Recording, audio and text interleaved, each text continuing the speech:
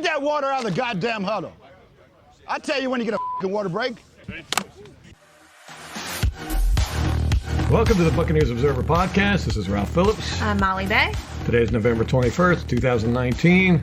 We got the Atlanta Falcons coming up this week. Injury report came out today. Today's Thursday. DeMar Dotson didn't practice Wednesday, but returned to practice Thursday. Will Golston has an ankle injury that's had him limited all week. Carl Nassib still dealing with the groin injury, so he's also been limited this week.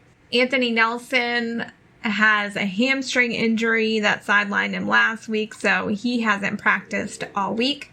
JPP has a knee injury. He didn't practice Wednesday, but returned Thursday in a limited capacity. I told you he didn't look right during that Saints game. Yeah, he was real. Wasn't he sluggish? Or was he just not? Yeah, Didn't have any oomph. Both. MJ Stewart still dealing with a nagging knee injury, and he hasn't practiced all week. And Jameis Winston is on the injury report with that ankle injury he sustained last week, but he's practicing at full capacity. So that's all we got on our side. On the Atlanta side, Desmond Trufant has a toe injury. He was limited Wednesday, but returned on Thursday to a full capacity. Matt Ryan has an ankle injury. He didn't practice Wednesday, but returned Thursday. Julio Jones has a foot injury. Didn't practice Wednesday. Full participant Thursday. Devontae Freeman, the running back, he's had a foot injury. He's been out, I think, a few weeks. He hasn't practiced all week. And safety Kamal Ishmael has a concussion. He hasn't practiced all week. Defensive end John Kaminsky has an ankle injury. He didn't practice Wednesday, but returned in a limited capacity on Thursday. Austin Hooper, who has an MCL sprain in his knee, he hasn't practiced all week. Takaris McKinley, defensive end, he's got a shoulder injury and he hasn't practiced all week. And then Adrian Claiborne has a groin injury. He didn't practice Wednesday, but returned Thursday in a limited capacity. How did I not know Adrian Claiborne was with the Falcons again? Or still with the Falcons? Wait, didn't he go to New England? I think he went to New England and then came back to the Falcons. And he's not they're starting. No, I don't think so. No, he's behind Takaris McKinley. He was on the injury report. Yeah. This Falcons team, it's been a tale of two teams, really. Going into their bye week, they were 1-7, I think.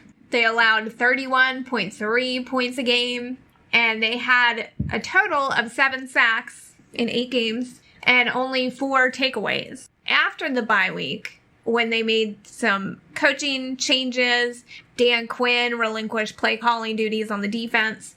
It's a really weird configuration that we've talked about before on the podcast, but linebackers coach Jeff Ulbrich took over first and second down play calling on the defense. And then Raheem Morris, who he's still listed on the website as an assistant head coach / passing game coordinator / wide receivers coach, but he's been moved to secondary coach, so they need to update their website. And he's just calling plays on third down. Third down and in 2-minute situations. That's weird. It is really weird, and you would think, as we've kind of experienced with the Buccaneers, that when you get too many cooks in the kitchen, maybe there's a little bit of confusion, but it's worked the other way for the Falcons. It seems to be really working out for them because they made this change and came back from the bye. They're 2-0 after the bye. They beat the absolute shit out of the Saints and the Panthers. Yeah, they really beat the mess out of the Panthers. It wasn't even close. It was bad. The Saints, the score was 26-9. And a reminder, that was the game where Drew Brees did not score a touchdown, which was the first time he had done that in the Dome. And then in the Panthers, the score was 29-3, so held them to no touchdowns. Kyle Allen threw 4 interceptions. He had a rating of 47.5. He had 31 completions, 50 total throws, had 325 yards and 4 interceptions, and he got sacked 5 times. You know, I was looking at his comparison to Jameis Winston, and he's got 10 touchdowns and 9 interceptions, which is actually worse than what Jameis has got. He's got, or no, it's not worse. Jameis has got 19 touchdowns and 18 interceptions. It's almost as bad. So about the same. About the same. And of course, Allen has only started, 5 games, 6 games, 8 games. Yeah, he's not playing that great. Well, he's playing all right, I guess. Not against the Falcons, though. Ugh, this matchup makes me nervous. Worse than any other this season. Oh, I'm excited about it. Are you really? Yeah. I love games like this. Where we have the potential to get the crap knocked out of us. Yeah. Listen to this crazy scheduling. The Falcons played the Saints, then Carolina, then they play us, then they play the Saints again, and then Carolina again. So they have a 5-game division streak. Wow. Right in the middle of the season. They went to the Saints and to Carolina. They're home with us. And then the Saints will come to Atlanta and Carolina will come to Atlanta. That's crazy. It's a heck of a time for them to get on a roll. I know. They've also had some shakeup in the defense besides just the coaching change. They've been shifting guys all around. Now, Vic Beasley was at the start of the season just playing at one spot on the defensive line, but now they're starting to move him around, which we talked about this with the Saints preview, how the Falcons defensive line just caused a lot of chaos moving around and lots. So Vic Beasley was part of that. Then they've had some injuries. Desmond Trufant was out. So they had a rookie, Kendall Sheffield, playing for him. Now that Trufant came back, which he came back during the Carolina game, Sheffield moved to nickelback. And then they had DeMonte Kazi. He was playing nickel. They have him back at free safety because they've lost 2 defensive backs to injured reserve Keanu O'Neal and James Cyprian. So with injuries, they tried to move guys around and didn't have as much success. So some of the guys came back and they were able to reconfigure it. So they had a really good game against Kyle Allen, picking him off 4 times. They hadn't had an interception in 7 games. And they hadn't had a turnover in 4 games before the Carolina game. They still have a -8 turnover differential, which is 27th in the league. The Bucs have a -10. So we're 29th in the league. So about evenly matched there. That's something that's going to change. And normally, like Bruce Arians said, turnovers come in bunches. You know, and the Atlanta Falcons are a perfect example. They go 4 games or however many games without a turnover. And then all of a sudden they get, 7 or 8 in 2 games. And we saw that last year with the Buccaneers. We had a drought of a few games. And then I think it was the Carolina game where Andrew Adams got 3. Yeah. Yeah, and our guys are getting real close, man, real close. That Bunting, he almost had a beautiful interception last week. It was a great play on the ball. So, it's coming. And Matt Ryan will throw some interceptions. He's in that dirt cutter offense. Yeah. That their philosophy is just rip it. Just rip it. Spin that ball. You can't mess up with Matt Ryan, though. Our secondary has to be on point. If you fall down, slip, get confused in coverage, Matt Ryan's going to make you pay for it. Get juked out. He's probably one of the best in the business at that.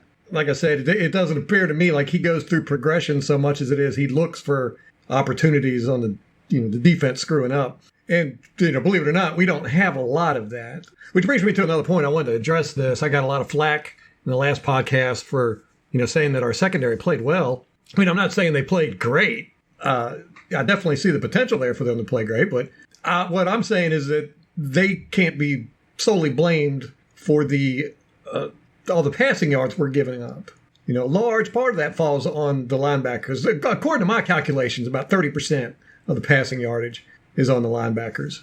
In particular, Kevin Minter for the first couple of weeks when Devin White was out, and now Devin White. And, it's not really a putting down the linebackers. I mean, they're having to go against some crazy good receivers. I think Devin White just hasn't caught up to the speed of the game yet. And the scheme, understanding what they're supposed to do. It does seem like they get really confused a lot with where they're supposed to be at, who they're supposed to be covering. And you see it all the time. Levante David will be yelling at people or pointing or right before the ball is snapped. And then if the quarterback's any good, they take advantage of that. Right. Yeah. And, just like last week with Drew Brees, I felt like they were targeting Devin White a lot because they know that's the weak link in our coverage. And you could see in the tape guys would be telling Devin White basically where to go, where to line up, what to do. And he's the guy with the communication thing on the back of his helmet, right? Yeah. He's the one that calls out the plays. So he doesn't know what he's supposed to be doing?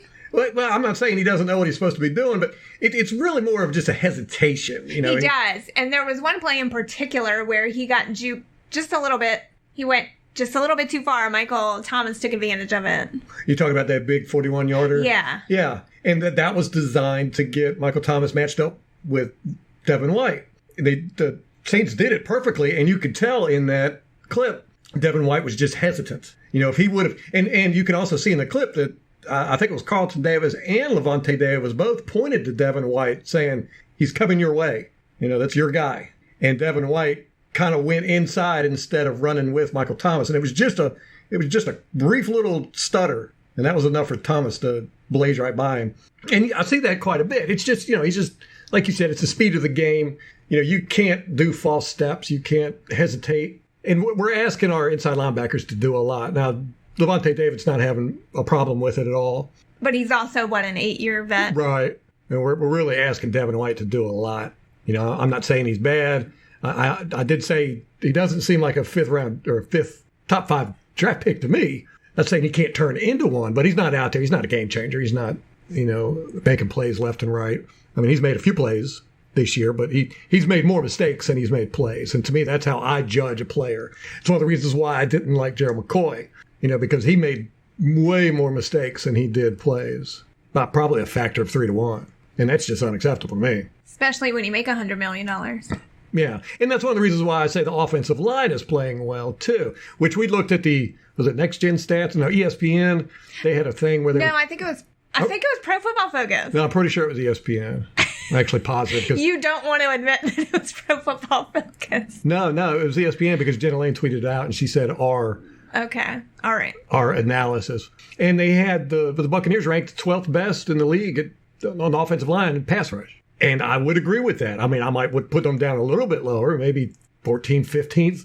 But like I said, I think they're above average. Not a whole lot above average, but they're above average. What they're getting paid, they should be a lot better.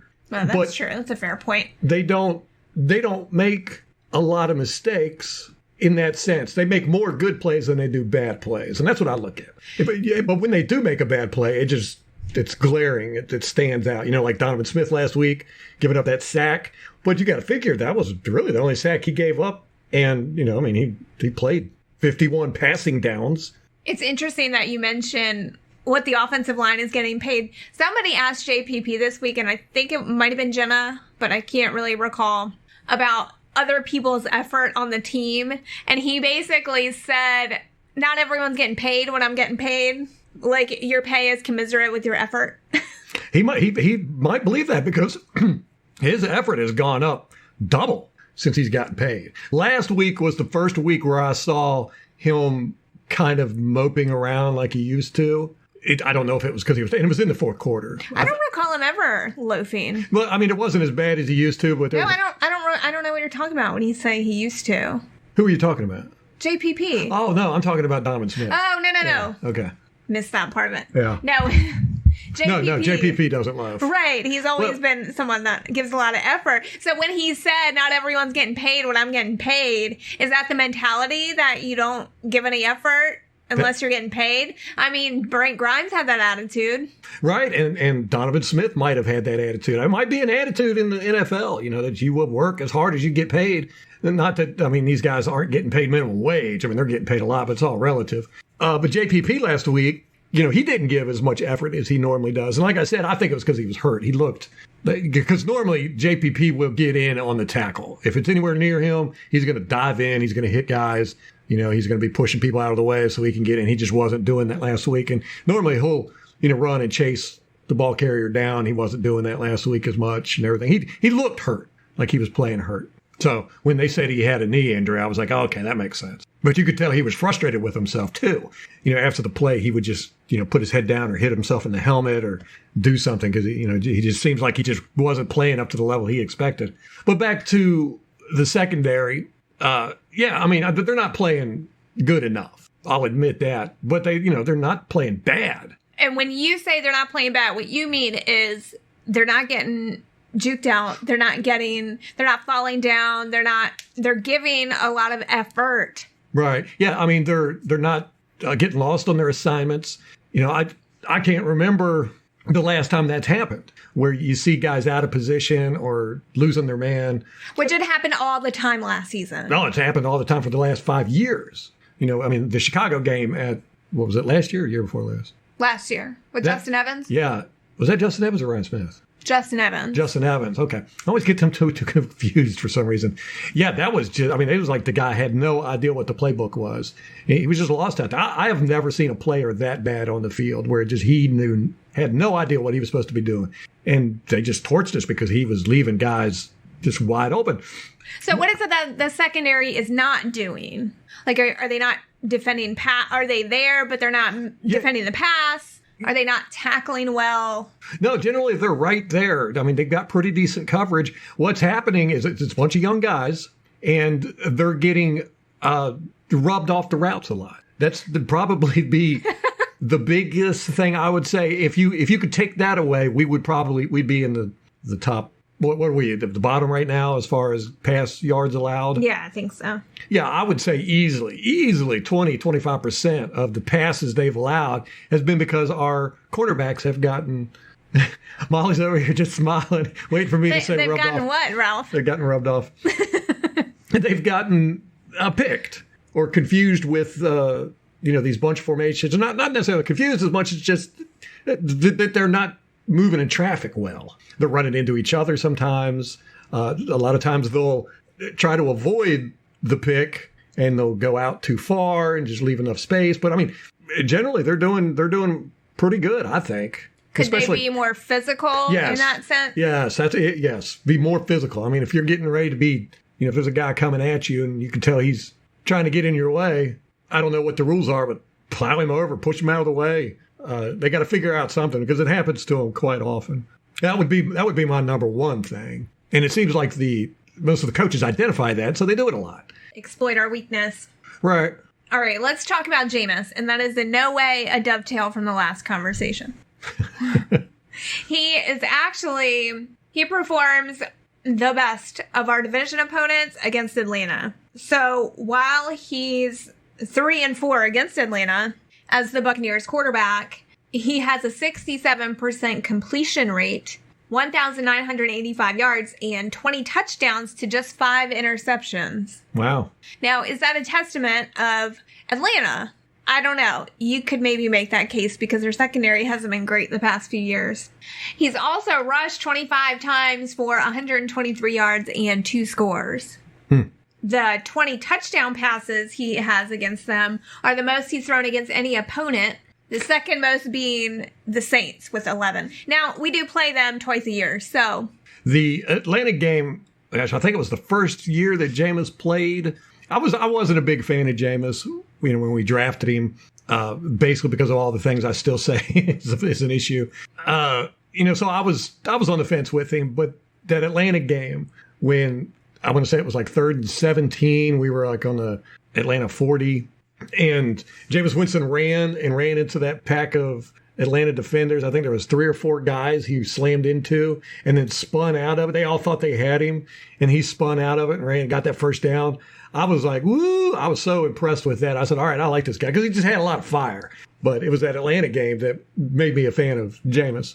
Hopefully we'll see that again this week. Hopefully not, to be honest with you. I don't want to see Jameis running. I don't want to see him scrambling. Well, like the fiery Jameis. Yeah. That's what I want to see. He's got a lot of family in Atlanta. He said he's got quite a few people coming to the game. I want to say 80. Good Lord. I didn't. 80 people? Man, that's a lot. Now that I said that, I don't know. That's a lot. I can't remember. I didn't write it down. He's been talking about it this weekend. Anyway, he's got a lot of people in Atlanta coming to see him play, like family members. Damn. And then, of course, the reunion with Dirk Cutter. Right, yeah, and Dirk Cutter. But Dirk will be up in the box. Oh, he coaches from the box? Yeah. That figures. Clipboard carrier. He don't want to get dirty. Yeah. How do they get dirty? They're in a dome. I never realized this. The Saints play in the Mercedes-Benz Superdome, and Atlanta plays in Mercedes-Benz Stadium. Yeah, it seems like a conflict of interest there. You got no kidding. Sponsoring 2 of the teams that are the same rival. I don't know. In addition to Jameis having a good record against Atlanta, Mike Evans does as well, which makes sense. Yeah, the two go hand in hand. Yeah, they kind of go hand in hand. In 10 games against the Falcons, Evans averages 85.6 yards a game, 15.3 yards a catch, and has 8 touchdowns, which is his most against any opponent. Really? That's all? 8? In 10 games? Yeah, I guess that's not bad. Did you know the Bucs are the NFL's 6th highest scoring team? Yes, I did know that.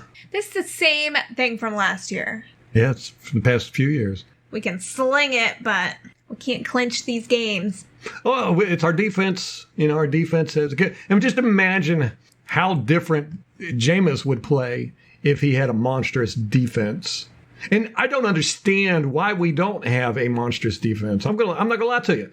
At the beginning of the year, we talked about this. I mean, I was like, our defense is incredibly good, or it's going to be incredibly good. And remember last year when Dirk Cutter was on the press conference and they asked him something about how to fix the team, and he said, I don't know. Yeah, he was just totally baffled. Right. Bruce Arians basically did the same thing in his last press conference.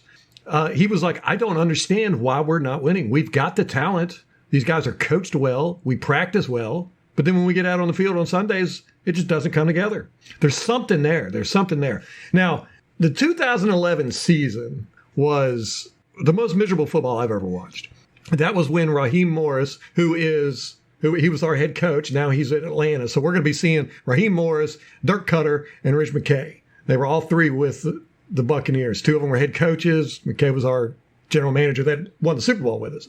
That 2011 season, I have never seen a team give up like that. It was after the Chicago game. And if you listen to this podcast, we talked about this. I'm going to write a book about it one year. I'm going to do it because I want to know what the hell happened. I've never seen anything like that. We went 10-6 the year before. We come in, I think we were 4-2. We go to Chicago or we go to London to play Chicago and then just tanked. And then the rest of the year, it was obvious the team quit and gave up. And then you heard stories about something happened on the plane ride over there. I think it was Kellen Winslow Jr. jerking off on the plane. Right. Well, that's what I think now, too. Because when you got a guy like that in the locker room, and you've always got weirdos. I mean, anywhere you work, you can have but that's weirdos. just like another level. Yeah. So something seriously drastic happened there. I can't remember what my point was with this. You were saying that Dirk Cutter baffled. The 2011 team. Now, when the season was almost ending, and I'm not a guy that says, we should fire people or cut people and all that stuff. That was the only time in my football watching span where I said, we need to get rid of everybody on this team. Everybody. I don't know who is the problem, but that football team was poisoned. When players turn on a coach like that, which is what happened. I mean, they did not want to play for Raheem. I don't know what happened, or they didn't want to play for the coaches. I don't know if it was Raheem himself. But the players just quit. And we had great talent on that team. We probably had more talent on that team than we do on this team. We had LeGarrette Blount, Aqib Talib, Josh Freeman, Tenard Jackson, Mike Williams. Yeah, I mean, we were just stacked. Gerald McCoy. Was Claiborne on that team? I think Claiborne was on that team. I don't know. But anyhow, Schiano comes in. Michael Bennett, yeah. I mean, we had a talented. When these guys obviously had talent because most of them went on to Super Bowl winning teams. Donald Penn. Yeah, with Donald Penn, Davin Joseph. I mean, it was an incredibly talented team, and they all just quit. Something happened, and they just quit. And we ended up losing the next 10 games. They just quit. And I said that, you can't have that. You just get rid of everybody. We got to start over from scratch, everybody. Well, Greg Schiano come in, and he pretty much got rid of a lot of people, but he didn't get rid of everybody. And there's only one person left from that team. And that's DeMar Dotson. Now, I like DeMar Dotson. I like him as a person, and I like him as a player. But there's something wrong with this team. Now, I don't think it's DeMar Dotson. I think it's bigger than DeMar Dotson, because once you go from the players, then you go from the coaches, and then you go to the GM, then you go to the front office, then you go to ownership, and then you got to throw the fans in there. So that's the hierarchy of how everything goes. So you start off with the team. You move players around, you cut players, you get different players. They're like the easiest solution. Right. Well, we've done that. We've replaced everybody except for DeMar Dotson. We've replaced everybody for DeMar Dotson, and we still got the same damn team. Okay? We've gone to the coaches. We've replaced every single coach multiple times, and we still have the same team. We've replaced the general manager. We still got the same team. So now it's left to ownership and fans. You can't really replace those two.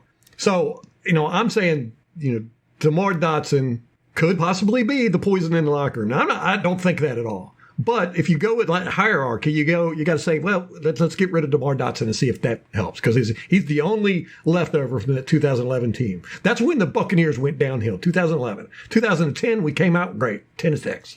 Okay, here I'm going to counter this point. I don't think it's anyone in particular. No.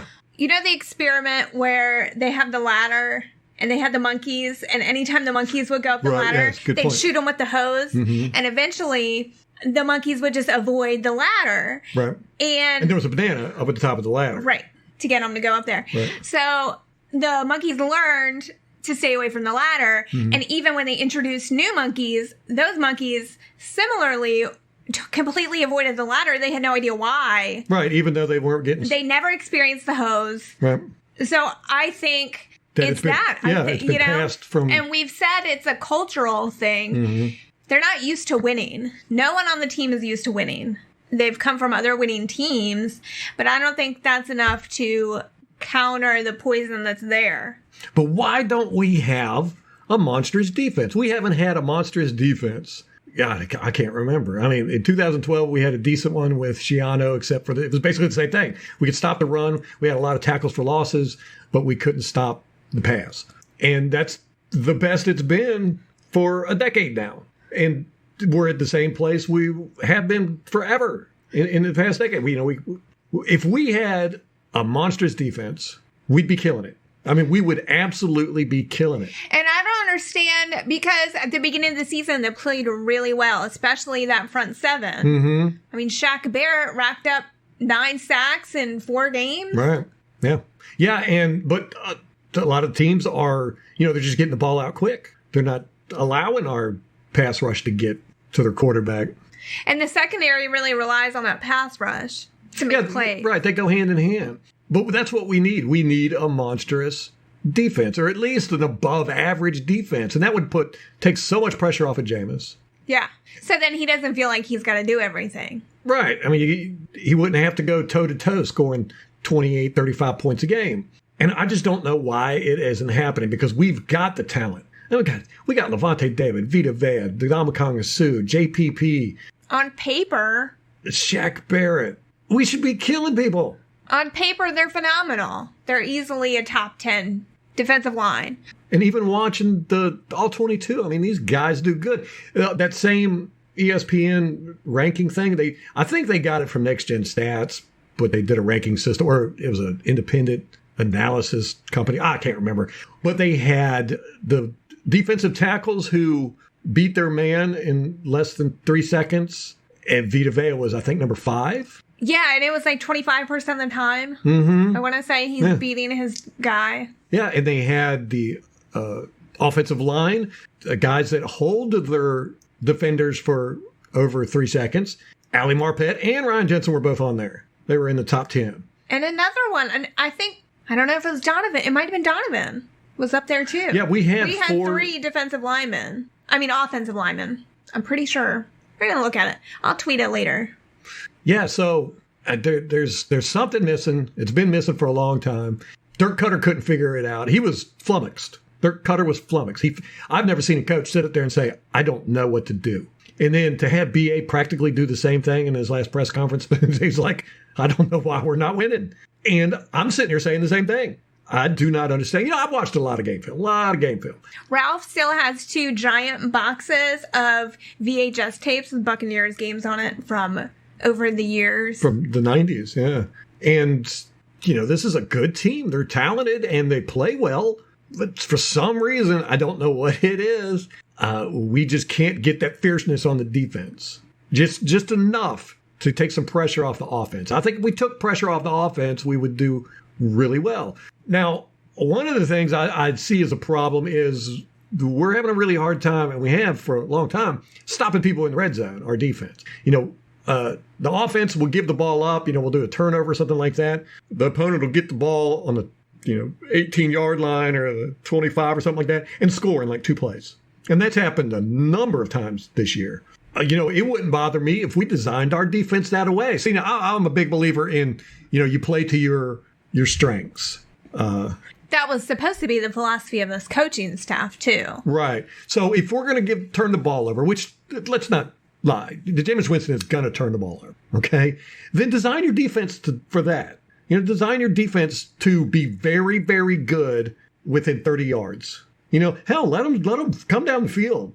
But once they get to that 30, that's as far as they're going to go. They're going to have to kick a 47-yarder every time, just about. And that would be a good thing to do. But we're not doing that. Our defense is, right now, it's very generic. What we're calling and playing. And I don't like that. That drives me crazy because I was really excited about Todd Bowles coming in here because, he's had, in the first few games, he was really throwing some interesting, good stuff in there. And we got beat by New Orleans last week because they threw interesting, some very exotic blitz packages and nice stuff. We're not doing any of that. We're just doing basic crap. Which I understand because the secondary is so young, but why can't you do it with your front seven? Right. And let your secondary do some basic stuff, but the front seven do some more complicated looks. Yes. Yeah, but I would think that, a good plan would be to build your defense to be very, very good in 30 yards. And the closer you get to that end zone, the much more difficult it would be to score. I don't know. We need to do something because what we've been doing for 10 years isn't working. And nobody knows why. I mean, some of the, Bruce Arians is one of the best football minds in the business. He's been doing this his whole life. He's been on every level, and he's won on every level. He's not used to winning. This guy knows what a winning team is, what it looks like, how it operates. And he can't get this team that way, and he doesn't know why. And I'm right along with him. I don't understand what's going on. I don't know. Now, you look at Atlanta. They were worse than we were. As a matter of fact, we joked about this all year long. We've said, one of the positives of the Buccaneers is that we're not Atlanta because they were just sucking. They were horrible. And then they turned it around like that.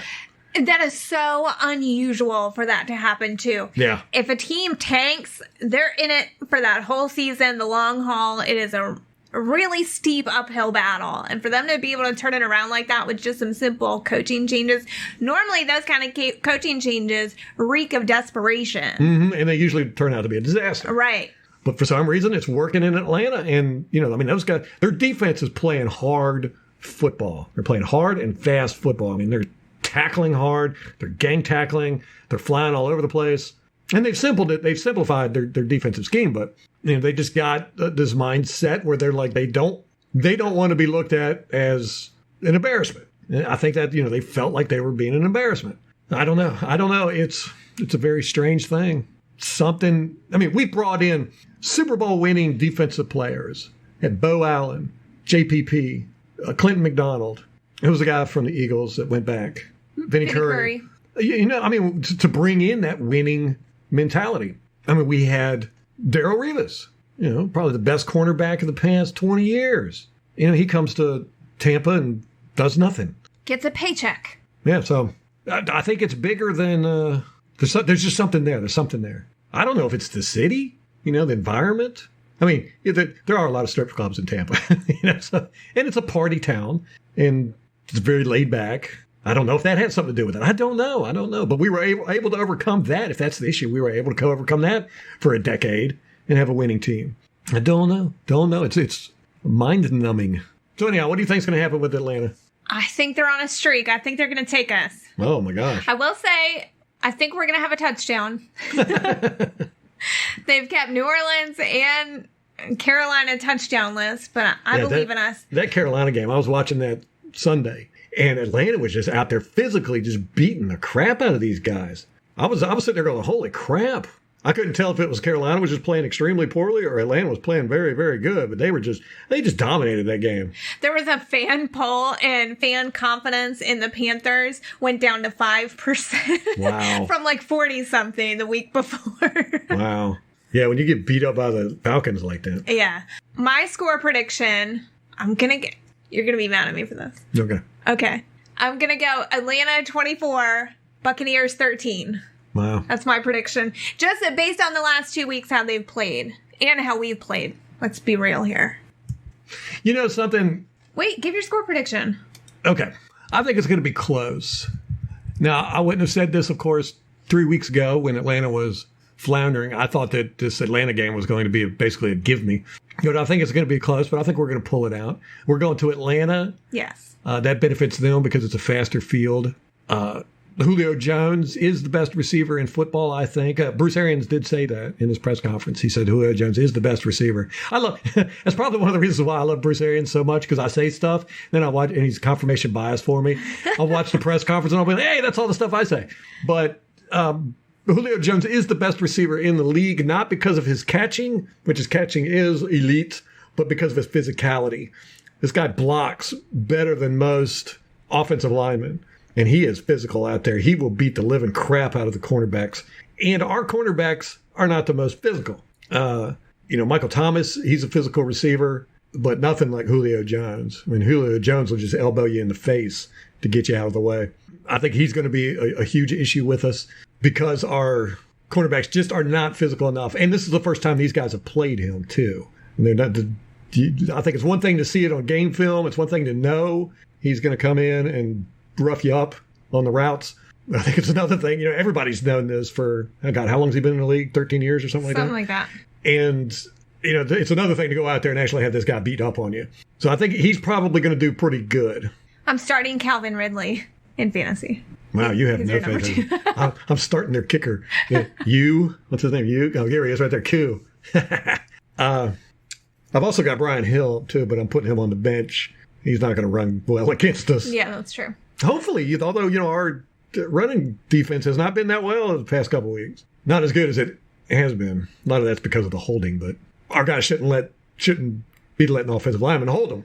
That's all about that hand play at the snap. Don't let those guys get hold of your jersey. So anyhow, it's going to be a close one. I'm going to go with 28-25 Buccaneers. Ever the homer. Well, if we're a crappy team, I would say, yeah, we're going to get beat, but we're not a crappy team. We have the ability to beat anybody on any Sunday, and we also have the ability to lose against anybody on any Sunday. I'm just waiting for us to have the turnaround that Atlanta did. It's coming. It's coming. There's no way you can have this good of a team, this good of a coaching staff, and lose like this consistently. Something's going to happen. Something's going to snap, or what's the word I'm looking here? Click. Click, yeah, click. I've been waiting for it all season. Oh, me too. Well, I thought the Rams game was it. I know. But it's week 12. Well, can't believe the season's almost over. So what, 5 more games? Yeah. I can't believe we could still get the number 2 seed. That's just insanity. Ralph. I know. Hey, weirder things have happened. Atlanta's still not out of the playoff hunt either. No, the Bengals are the only ones. All right, let's wrap this up. We got a kid-free night. It's date night. It's a date night. We're here with you people. I did want to say that Levante David is going to have a meet and greet at Walmart number 713 at 12650 US 301, Dade City, Florida, Friday, November 22nd from 5 to 7 p.m. Oh, that's tomorrow. Yep. So if you're not going to see Frozen, go meet Levante David. It's sponsored by Coke, too, I think. Yeah, go meet Levante David, Dade City. That'll be tonight because this podcast will be out tomorrow. So, Friday, November 22nd. Friday, November 22nd from 5 to 7 p.m. Go check it out. Get an autograph. Take a picture. Put it on Twitter. Tweet at us. Yeah, tweet it at us. All right, that's going to wrap it up for us. If you want to stick around and listen to the press conference with Bruce Arians, you can do so. But this is going to be the end of our podcast here. Until next time. Go Bucks. Okay, now participating, DeMar Dotson, not injury related, just a vet day off. Will Golston was limited. Carl was limited. Anthony Nelson was out. Jason Pierre-Paul was out with a knee. MJ Stewart. Jameis was full participant. So, good start to the week. Bruce, how frustrating is it in terms of O.J. Howard specifically when you've coached a player that is kind of supremely talented and is not playing up to his potential? Yeah, I mean, it's frustrating for him, most, I think, and he's had opportunities. We try to fit him in the game plan every week, and he's had a misfortune of juggling a couple of balls this season, and there's still 6 games for him to get out of that funk. Bruce, after he had that fumble that turned into the interception in the first quarter, he wasn't targeted. Was that by design?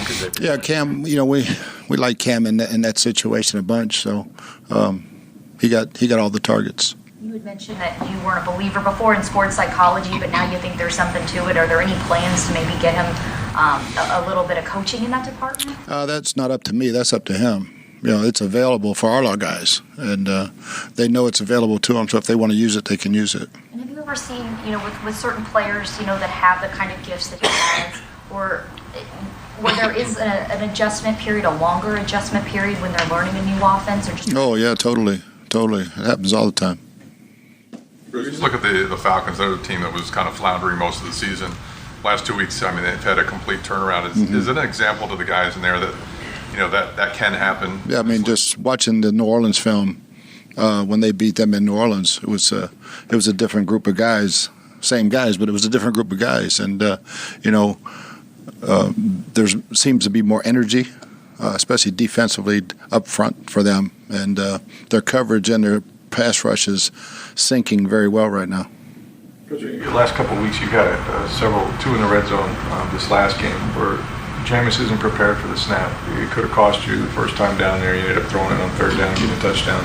Next time, it seemed to screw. Well, he was ready. He hadn't said anything about snapping. Ryan Jensen just snapped it. So obviously every play has to start there, right? So what's happening? Because that's. Well, it was Ryan just couldn't hear, and instead of turning around and look, he snapped it.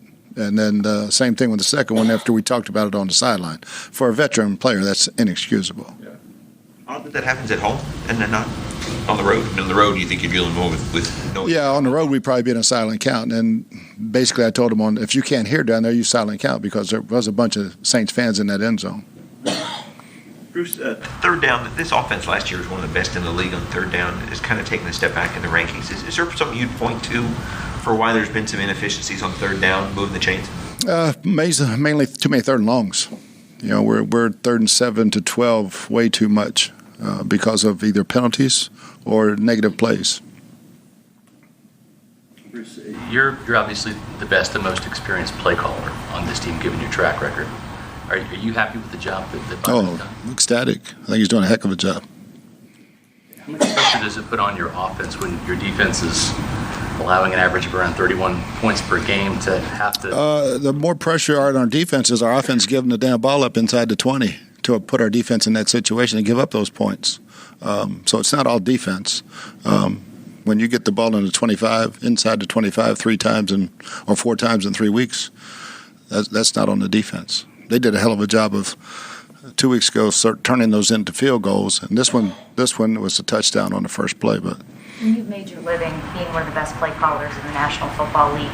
When you're no longer in that position and you're orchestrating, the whole thing, how often do you have to fight the urge to want to jump in there and make some of those calls? Not very often. The suggestions are made when we don't have the ball and or on the timeout. We just collaborate a little bit. It's been well documented how many times Jameis has been sacked this year, but there's been a lot of coverage sacks as well. Mm-hmm. It seems like collectively the receivers aren't getting consistently open. What are you seeing there? It's a combination, bad blocking and not getting open. So he's done a good job in the last 3 weeks of throwing the ball away. And some of it was on him trying to make plays early in the season, and he's finally adjusted to getting rid of the ball. Some left-handed. I'd rather see it right-handed, but he's getting rid of it. Does he still have to get rid of the ball quicker? I know that rush this past week was just... Yes and no. The guys still have to get past the first down. They have to get to their depths, and we got to block a little bit better. Our backs, I thought Dari blocked pretty well, but the rest of the guys didn't block as well early in the ball game to allow him. We had first third down. Chris is open. He's ready to throw, but Rojo doesn't get across fast enough to block his blitzer, and he's got to pull the ball back down. Now he's covered. So little things like that. Just from like a play calling standpoint, T.J. Logan's in there, for a play, gets an 11-yard catch, moves the chains. Why don't you go back to that particular play or him? Never run the same play twice in a game, in the passing game. Never have and never will. Give defense too much credit. They've seen it already. They've been playing this game for 100 years, even before I started covering them. And the number one stat, as you always talk about, is takeaways and giveaways. Yeah. And here you're sitting -10 after 10 games. Yeah, and we were +6. Is there any more analysis that has to be done past that number? No, especially when it's in the first quarter. That game changes if Levante's toe isn't that far out of bounds. It's a game of inches, but that turnover changes a lot of the makeup of that ball game. We got to quit giving it away. And when we take it away, get the damn thing.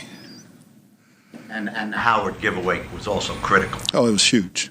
It was huge. They'll go down that many points that early, your game plan starts sliding away. Justin Watson was taken in the 5th round 2 years ago. He's just been used on special teams. Is there any thought about mixing him into the offense as a reason he's not gotten some chances? Right now he's the 5, and he'll play in certain situations, but he's just the 5.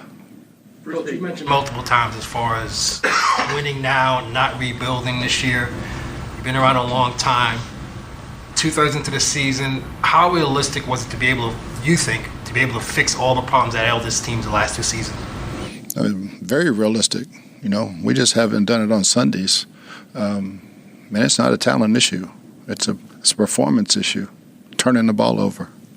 Bruce, this team, the easiest parallel in terms of this team learning new schemes and adjusting to your system is probably the 13 team in Arizona. What would you say the biggest difference have been with this team and how that team was able to turn things around as quickly as they did? We might have had 5 first-year, second-year players on that team. It was a very veteran team with a very solid defense. They just didn't have a quarterback. And when Carson Palmer walked in the room, it changed the entire outlook of the game for us. And then, we had 2 rookie running backs play really well. Tyrann Mathieu was a rookie who was way beyond his years. And we didn't have very many young guys. Our first-round pick broke his leg early. That hurt us, but it was more of a rebuild on offense than a rebuild on defense. You were talking about sports psychology before, how you becoming a believer in that. Is that something that this team needs across the board, just given the... No, it's a fine line. I mean, some kids need it today. I studied to be a counselor. Some kids need counseling, some don't. These younger kids today, they're used to it. A lot of them need it. You're trying to find that number 3 option in the receiving game, especially when Mike and Chris are getting as much attention as maybe they've gotten in some games. How much has that been a challenge? And just, where do you kind of see that right now? Well, I thought Scotty played a little bit better. He's starting to develop, and it's about that time. Usually rookies, it takes till Thanksgiving. Burchard's open. He's not getting his opportunities very up, but he's doing his job. Our tight ends can do a better job. I thought Cam did a good job with his targets, and that position when they're playing double zones, you got to win inside, like T.J. Logan did. On the whole, a lot of your investment is on the offensive line. Some of your captains are there. Donovan Smith, you paid a lot of money to. He's given up the most sacks this year on the offensive line. You need those guys to be your guys, to be the ones that sort of lead your offense. Yeah, and I think, again, I don't know if they're all his. Sometimes we're holding that ball back there, whatever, but he gets credit for some. But I think overall, I can't say they've played poorly, other than 2 snaps. Right. I don't ever anticipate something like that from those guys. Right. Bruce, the long ball to Scotty, it was just short of the touchdown on Sunday. How would you compare his speed to the fastest guys you've coached? I mean, he's probably in the 8th, 9th, or 10th of some of the guys I've had as some really good ones.